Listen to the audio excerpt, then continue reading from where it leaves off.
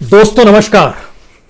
दोस्तों, मौत से बचने के उपाय हम लोग खोज रहे हैं या मौत की तरफ लगातार भागते हुए कदम इस देश के सिस्टम का हिस्सा है।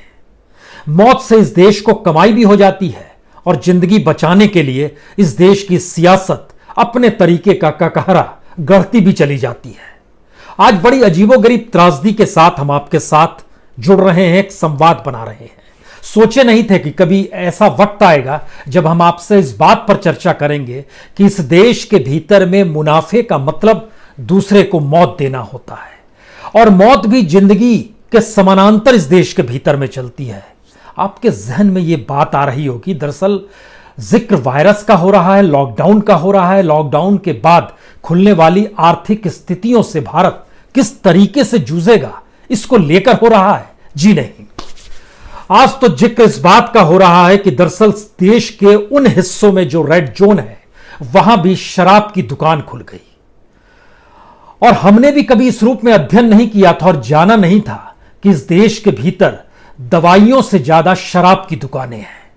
इस देश के भीतर सबसे ज्यादा लाइसेंस फीस कहीं से मिलती है सरकार को, तो वह शराब की दुकान बांटने को लेकर मिलती है। इस देश के भीतर किसी एक प्रोडक्ट से सबसे ज्यादा राजस्व कमाई अगर होती है राज्यों की या केंद्र सरकार की, तो वह शराब बेचकर होती है। इस देश के भीतर सबसे ज्यादा मौत अगर होती है तो वजह शराब ही है।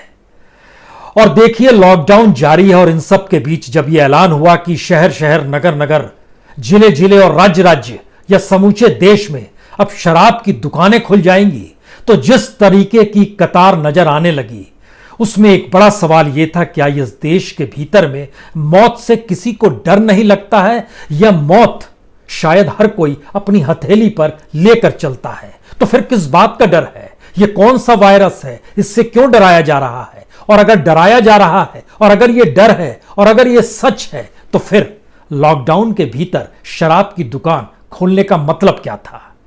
क्योंकि जहां भी दुकान खुली वहां पे कोई सोशल डिस्टेंसिंग तो दूर की बात है। इस तरीके से था, लगा जैसे कोई हाट खुल गया है। लोगों की कतार, चाहे वो दिल्ली हो, चाहे बेंगलोर हो, चाहे मुंबई का इलाका हो, चाहे दूरस्थ आंध्र प्रदेश के किसी गांव का इलाका हो या केरल की दुकानें हो, कल्पना के परे है। एक खबर हमने पढ़ी थी अप्रैल के महीने में, जिस वक्त शराब की दुकानें बंद थी, केरल में 6 लोगों ने खुदकुशी कर ली थी। उम्र 40 बरस से कम थी, 18 से ज्यादा थी। इस देश में 18 के बाद लोग शराब पी सकते हैं। लेकिन आज इस बात का जिक्र हम आपसे क्यों कर रहे हैं? क्योंकि जो इस देश के भीतर का सच है वो बेहद डराने वाला है। किस लॉकडाउन का जिक्र हम कर रहे हैं, किस वायरस का जिक्र हम कर रहे हैं, जरा समझने की कोशिश कीजिए। इस देश के भीतर में दवाइयों की दुकान के डिस्ट्रीब्यूटर्स जो हैं वो सिर्फ 10,000 हैं, लेकिन शराब बेचने के डिस्ट्रीब्यूटर्स की तादाद 72,000 है। इस देश के भीतर में जो रिटेल फार्मेसी बेचे जाते हैं उनकी तादाद 1,25,000 है। शराब बेचने वाले रिटेल दुकानों की तादाद इस देश में 6,30,000 है। इस देश के भीतर में जो स्टॉकिस्ट हैं दवाई के, उनकी तादाद 65,000 है। इस देश में जो स्टॉक रखते हैं शराब के, उनकी तादाद 3.5 लाख है। इस समूचे देश में जो रजिस्टर्ड दुकान है दवाइयों की, उनकी तादाद लगभग 5,50,000 है।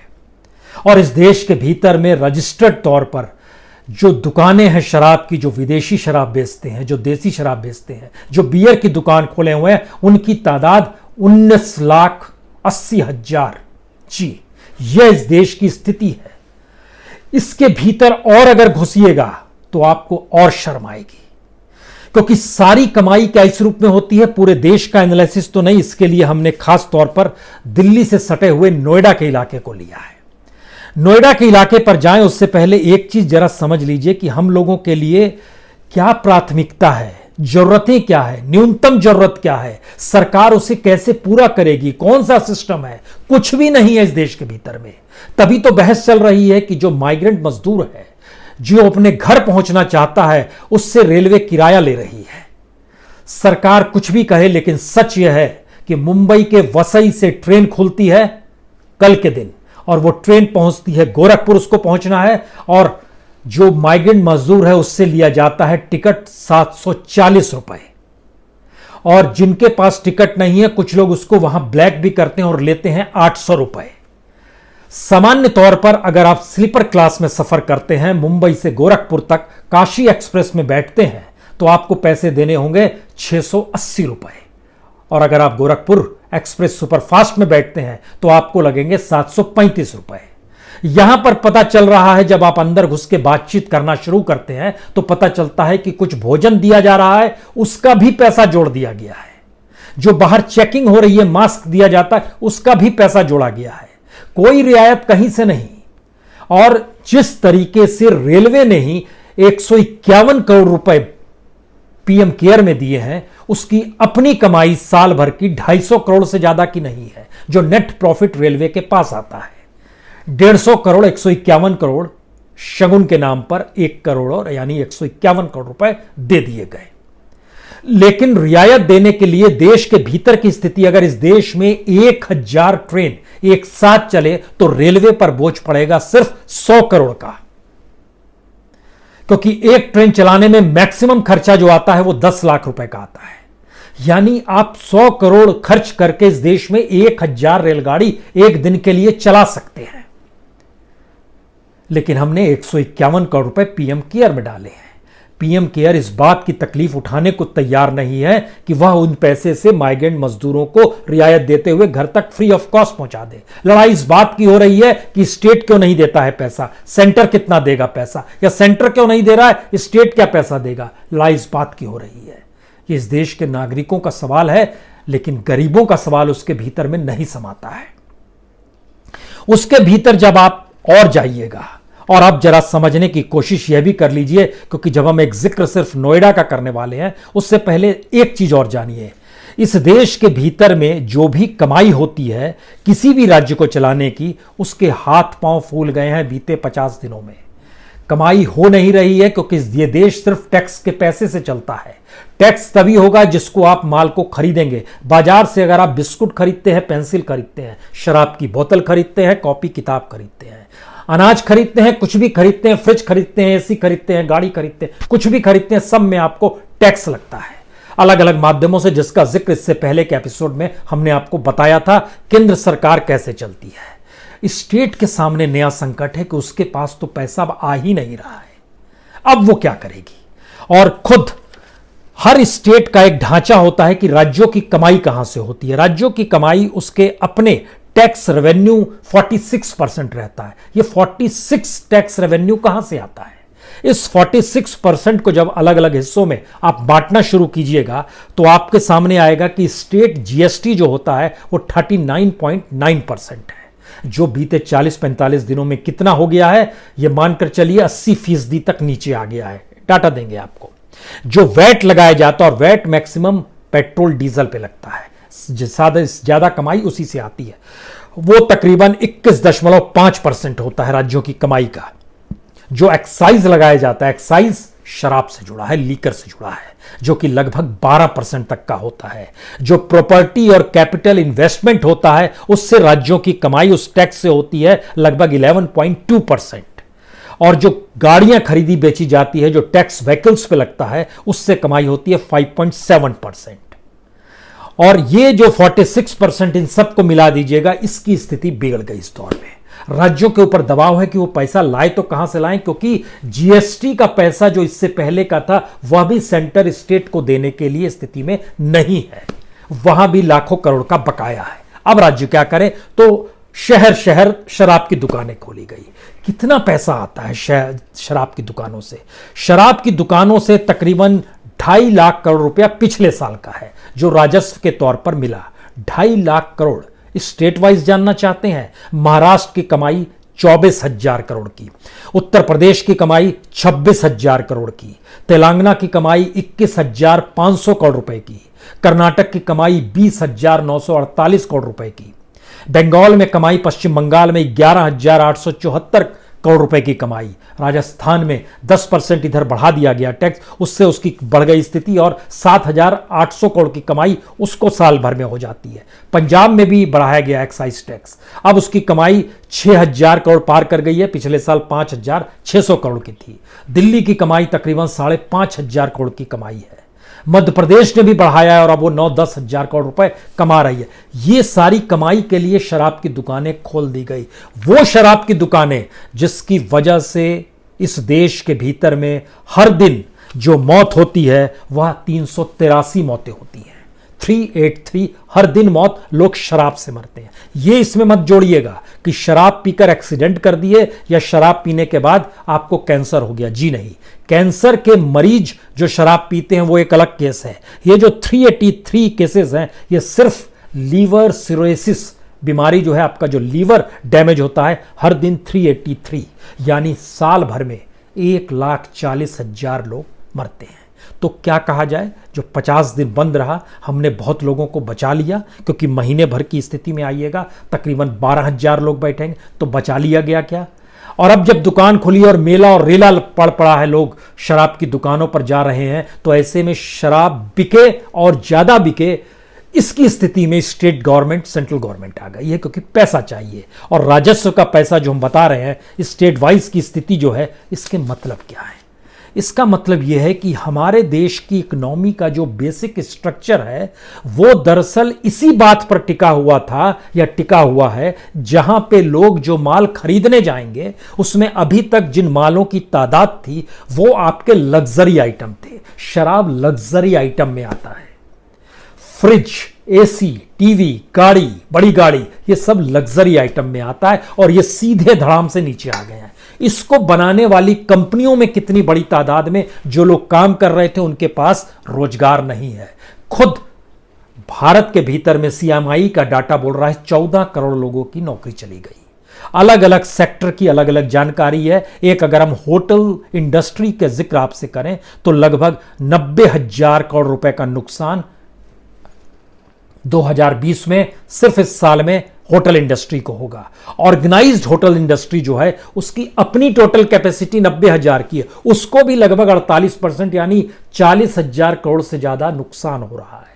इसमें 5 सितारा होटल, 3 सितारा होटल, 7 सितारा होटल सभी आते हैं। और इसके भीतर जो स्थिति बिगड़ गई है, यहां कितनी बड़ी तादाद में लोग काम करते हैं, यह इससे भी समझ लीजिए कि तकरीबन सीधे सीधे 2 लाख जो सीधे तमाम सिक्योरिटी के साथ काम कर रहे थे उनकी नौकरी चली गई, और जो उनके साथ इनडायरेक्ट वे में काम कर रहे थे वह तकरीबन 10 लाख और है।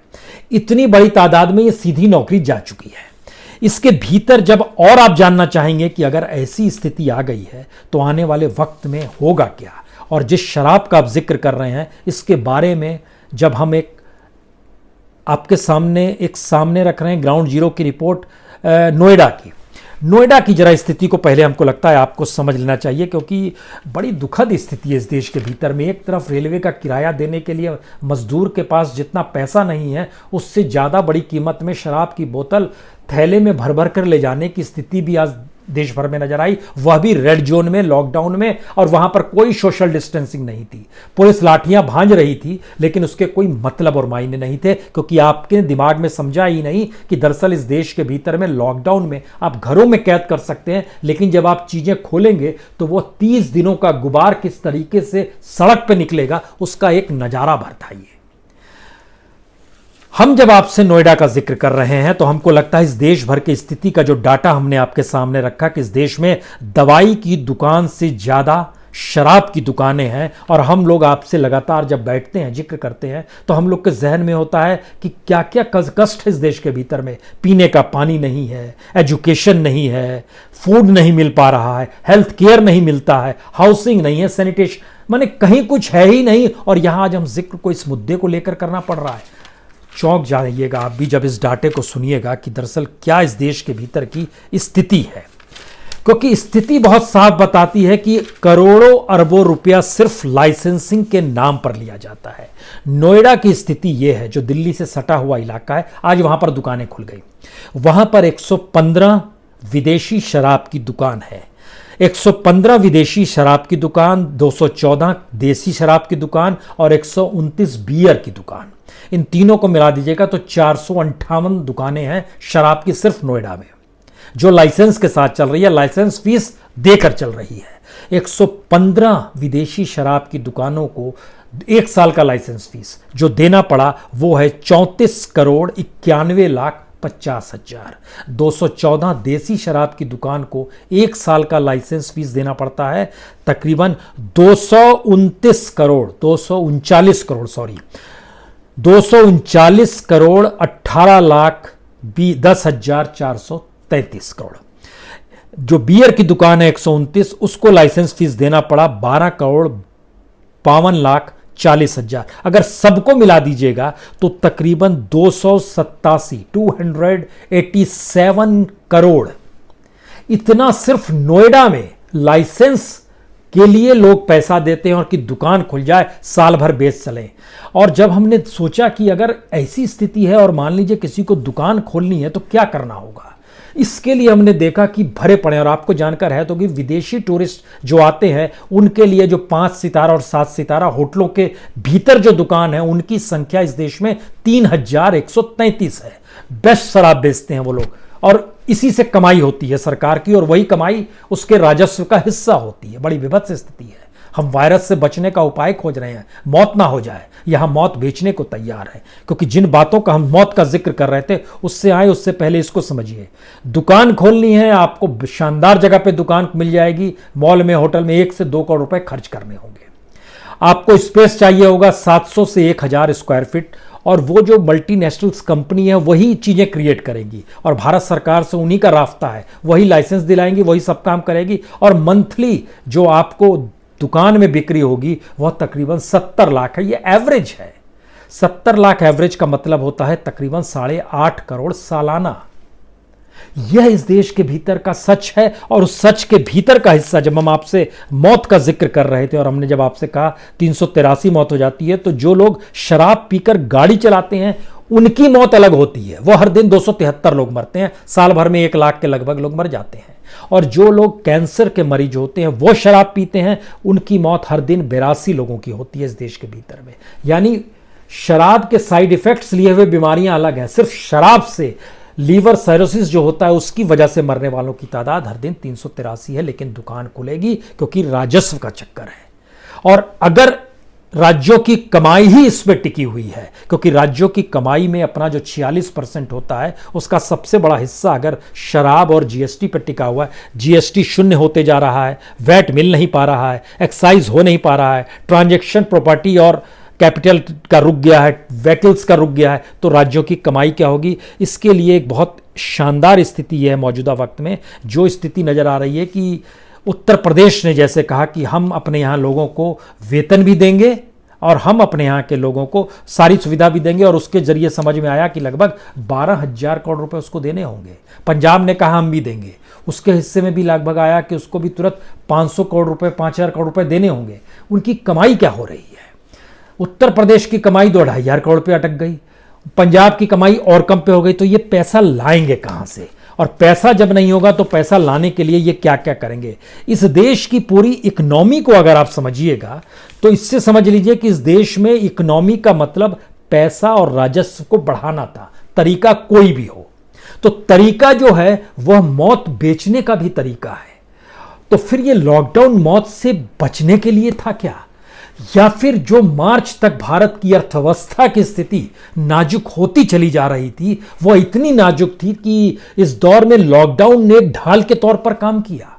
क्योंकि लॉकडाउन के भीतर वायरस को लेकर बढ़ने वालों की तादाद जो पॉजिटिव आ रहे हैं और जांच के साथ आ रहे हैं उनका परसेंटेज अगर बढ़ रहा है, तो फिर लॉकडाउन खुल जाता तो और मौतें हो जाती क्या। और जैसे ही आपने, अब आपके पास आप कंगाल हो रहे हैं, आपको पैसा चाहिए, और जैसे ही आपने खोला है दुकान, उसके बाद स्थिति देखिए क्या हो गई है। तो मरेंगे तो उससे भी।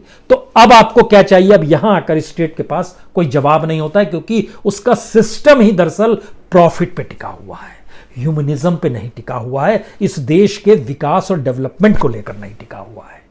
इसीलिए इस बात का जिक्र बार बार हो रहा है कि भारत को संभाले कौन और भारत को संभालेंगे कैसे। क्योंकि खुद जो मैकेंजी है और सीआईआई है, उसके हिसाब को भी अगर माने तो बहुत साफ तौर पर कह रहा है कि 54% लोगों की इनकम खत्म हो चली है।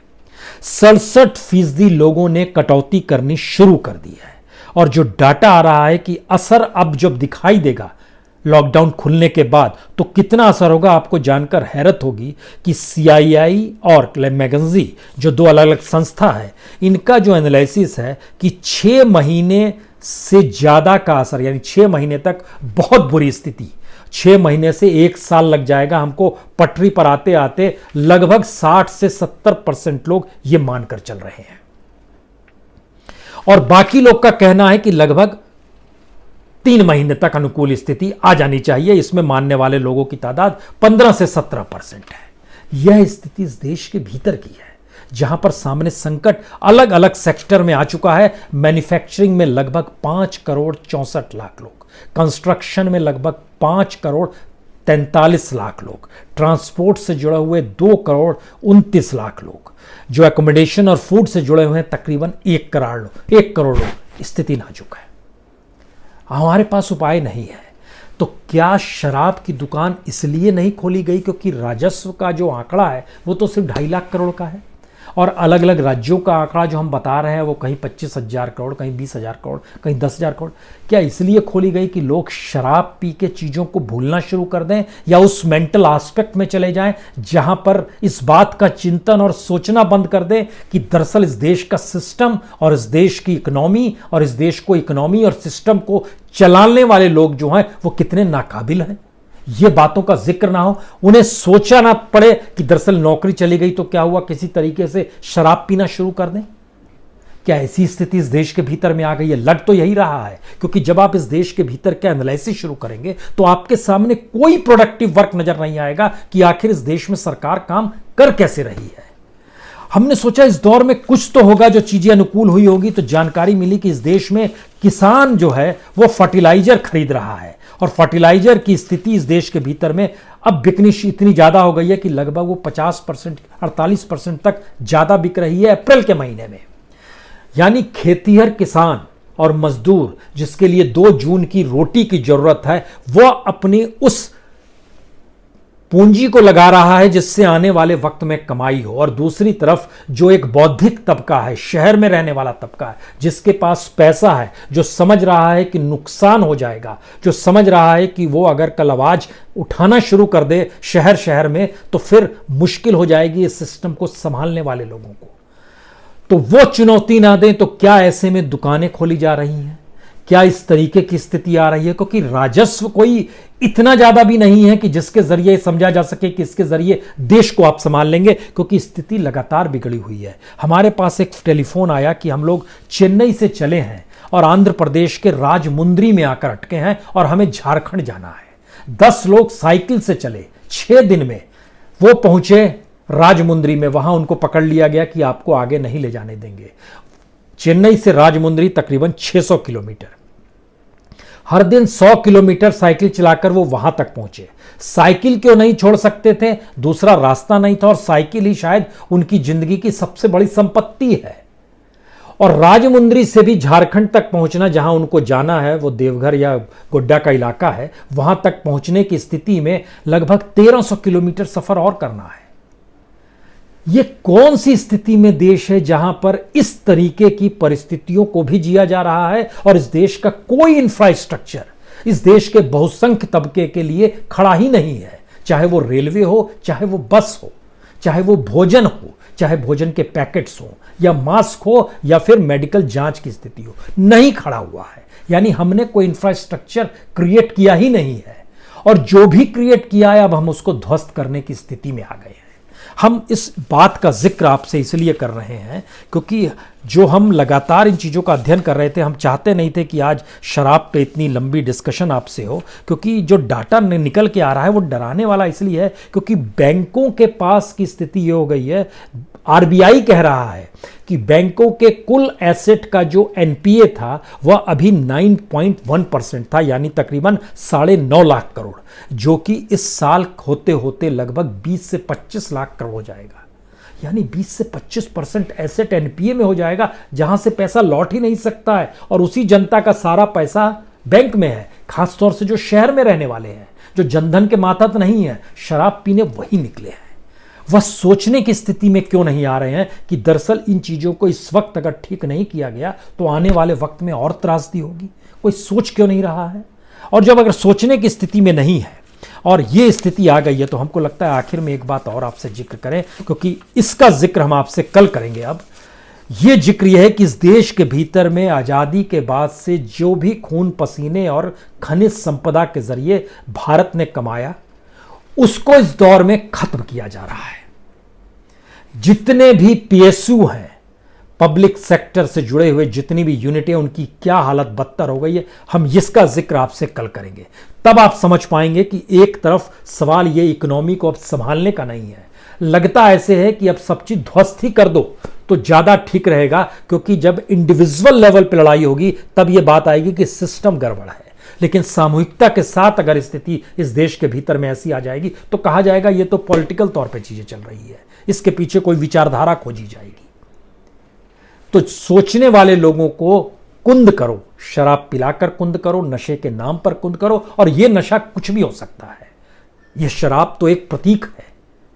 अगर इस स्थिति में यह देश आ रहा है और इस स्थिति में लोग इसमें शरीक हो चले हैं, ये जानते समझते हुए भी कि कल हेलीकॉप्टर ऊपर से फूल बरसा रहा था और आज भी मजदूर पैदल साइकिल पे चले जा रहा है, कल रेलवे की टिकट कटा रहा था तो पैसे देने पड़ रहे थे, आज कहा जा रहा नहीं नहीं हमने तो मुफ्त दिया। यानी झूठ फरेब की पूरी स्थितियां इस देश के भीतर में अगर इस तरीके से रेंग रही है तो तय तो हमें लगता है इस देश की जनता को ही करना चाहिए। शराब रास्ता नहीं है, संभव हो तो बायकॉट कीजिए। बहुत बहुत शुक्रिया, बहुत बहुत शुक्रिया।